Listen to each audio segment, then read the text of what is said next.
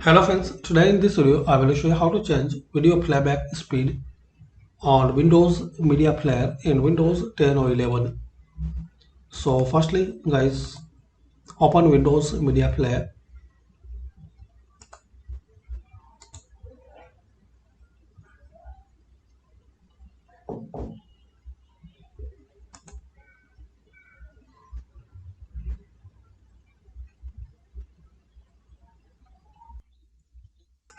Now here guys, right click on top bar, move cursor to enhancements, and here click on play speed settings.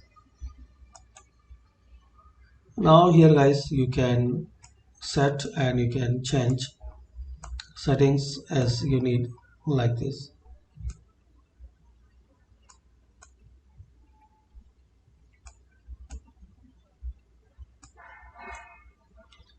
So hopefully guys you like this video. By the simple and easy steps we can know how to change video playback setting speed on Windows Media Player in Windows 10 or 11. Thanks for watching. Please comment on this video useful for you or not.